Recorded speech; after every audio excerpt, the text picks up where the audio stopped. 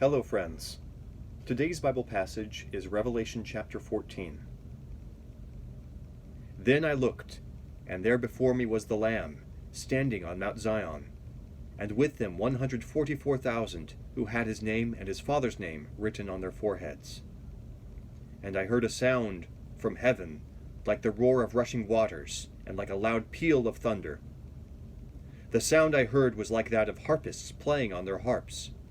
And they sang a new song before the throne, and before the four living creatures and the elders. No one could learn the song except the 144,000 who had been redeemed from the earth. These are those who did not defile themselves with women, for they kept themselves pure. They follow the Lamb wherever he goes. They were purchased from among men and offered as firstfruits to God and to the Lamb. No lie was found in their mouths. They are blameless. Then I saw another angel flying in midair, and he had the eternal gospel to proclaim to those who live on the earth, to every nation, tribe, language, and people. He said in a loud voice, "Fear God and give him glory, because the hour of his judgment has come. Worship him who made the heavens, the earth, the sea, and the springs of water." A second angel followed and said, "Fallen! Fallen is Babylon the Great, which made all the nations drink the maddening wine of her adulteries."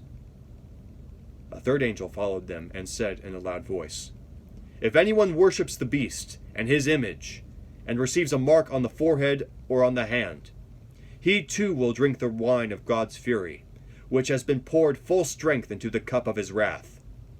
He will be tormented with burning sulfur in the presence of the holy angels and of the Lamb. And the smoke of their torment rises forever and ever. There is no rest day or night for those who worship the beast and his image, or for anyone who receives the mark of his name." This calls for patient endurance on the part of the saints who obey God's commandments and remain faithful to Jesus. Then I heard a voice from heaven say, "Write, Blessed are the dead who die in the Lord from now on." "Yes," says the Spirit, "they will rest from their labor, for their deeds will follow them." I looked, and there before me was a white cloud, and seated on the cloud was one like a son of man, with a crown of gold on his head, and a sharp sickle in his hand. Then another angel came out of the temple, and called in a loud voice to him who was sitting on the cloud, "Take your sickle and reap, because the time to reap has come, for the harvest of the earth is ripe." So he who was seated on the cloud swung his sickle over the earth, and the earth was harvested. Another angel came out of the temple in heaven, and he too had a sharp sickle.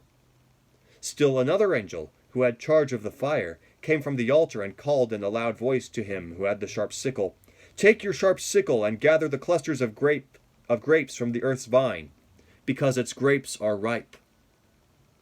The angel swung his sickle on the earth, gathered its grapes, and threw them into the great winepress of God's wrath.